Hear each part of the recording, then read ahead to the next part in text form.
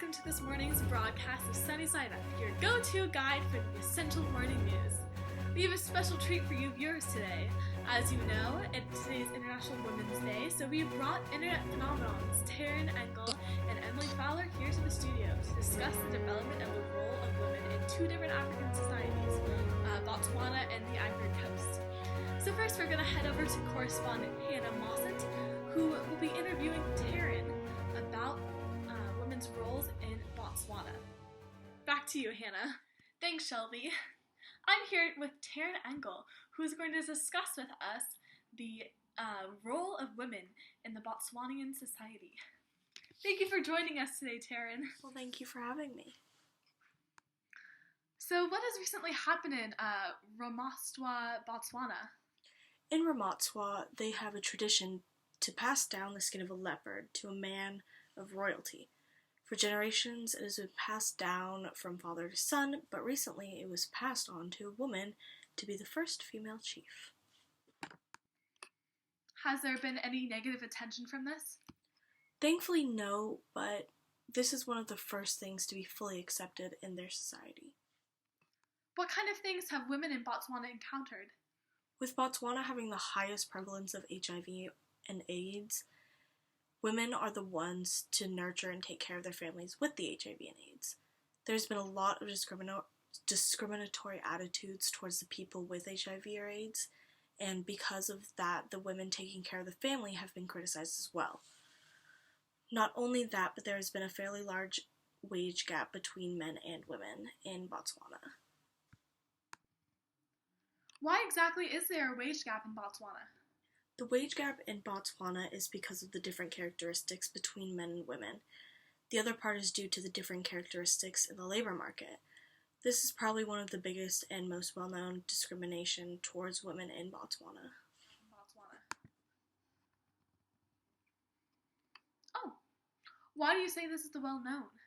It is most well known because it is believed that the discrimination towards women is private rather than public. When trying to find articles on women in Botswana, you'll find many articles about the good things that are going on with women, or the article saying something like, there's not much of a gap between men and women and the way they're treated. This is not true, though, and a lot of the discrimination made towards women is not brought to the public and is still being covered up. What other issues have been brought to the surface? There have been a lot of studies relating food insufficiency and the lack of condom use in sexual relations. It is believed that women are trading sex for food because they do not have enough money to afford it.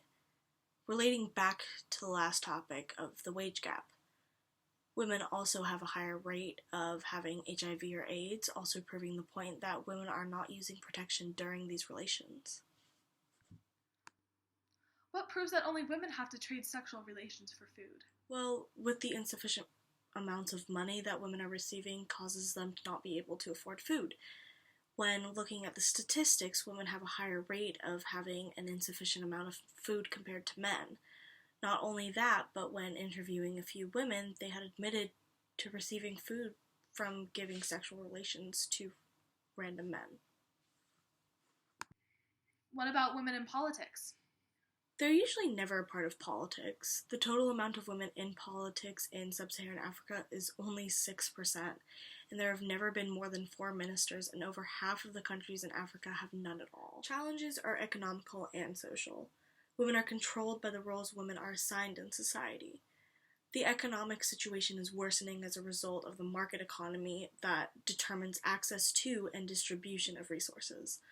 Traditionally, women have been excluded from economic positions in society, and women are challenged with isolation and being excluded constantly. Though some things have changed and gains have been made, the challenge is still with many women. Well, once again, thank you for your time, and we hope to see you again. Thank you, and I hope what I've contributed helps. Back to you, Shelby. Wow, thank you so much, Hannah, for that great interview with Taryn. We're now going to head over to our other correspondent, Miley Wiles, who will be interviewing Emily Fowler on women's role on the Ivory Coast. Just some background information. Currently, women only comprise less than half of the population of the Ivory Coast. The current population of the Ivory Coast is almost 20.6 million people. Over to you, Miley. Thank you so much for having me. What was a woman's role before colonialism? Their roles were really dominated by the roles placed for them by the tribes and societal standards of the time. Many scholars believe that the cultures of the Ivory Coast were largely discriminating of equality between the sexes, and that the women did not hold the same power economically or politically within the tribes. However, this is simply not true. In many cases, women held equal power as the men did. For example, the Maasai people would allow women to inherit land and possessions from relatives. Women of the Diola tribe were powerful merchants.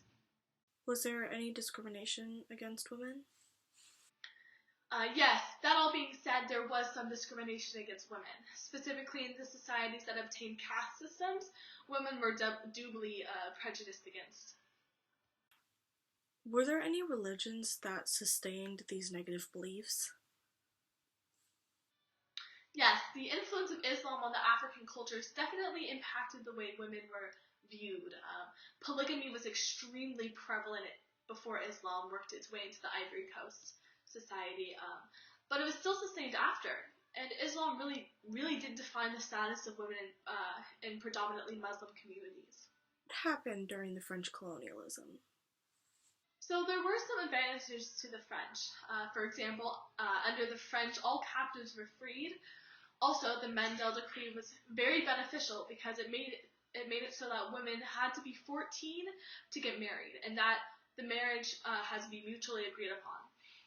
That was really groundbreaking. However, these only affected mostly urban areas, so the rural tribes were not that affected by it.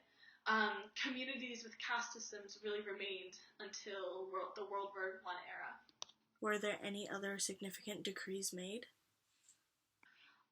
Yes, the Jacquenot decree of 1951 allowed the state to have the power to protect women from their requirements after marriage, whether it was to protect them from their families or their husbands' families. This really enabled women to possess a divorce much easier. It also allowed women to disregard the bride price that was paid to a woman's family to legitimize the marriage. This also claimed that monogamy was the only form of marriage, and that couples could marry without parental consent. Girls were also offered education for the first time, and given the fact that polygamy was so prevalent, this was really groundbreaking as well. Was there any other significant changes that were made to the role of women during colonialism? Yes, because all of French West Africa was subjected to the laws under the French Empire, every decree had to be followed. Perhaps the ones that impacted the societal role of women the most were probably the forced labor rules. Explain more of the forced labor. So because men were forced to leave their villages and work to create things for the empire, women had to adjust and take over their positions. This gave them more power in their societies and also helped open the eyes of critics who did not believe in equality. It really gave women essential tools that they needed to succeed. Very similar to American culture during World War II, women had to step into the roles of making planes and guns and war materials, and it really showed that they were more than just housewives. Were there any significant changes that occurred post-independence from France? Up until the Civil War, everything was on the uphill for the Ivory Coast. The minimum marriage age was raised to 18, and the ideas of female inferiority was highly condemned. There was still legislation in place that called for a husband's approval when a woman wanted to take out a bank account or apply for a job, but women all around the country were beginning to establish themselves as a well-represented part of the community. What happened during the Civil War? During the Civil War, women were not looked upon as true citizens of the country. Rape and sexual violence rampaged throughout the Ivory Coast, and women were highly internally displaced. The effects of this have not succumbed to the present day ideas of women. So women are still highly misrepresented, and they still have extremely low literacy rates in the Ivory Coast. They're still extremely discriminated against. Thank you so much for having me here. It was a pleasure. Thank you, Miley. That concludes today's episode of Sunny Side Up. We really hope that you enjoyed this episode. And, feel free to like, subscribe, comment, rate below. Yeah, thank you so much for listening and tuning in. See you next week.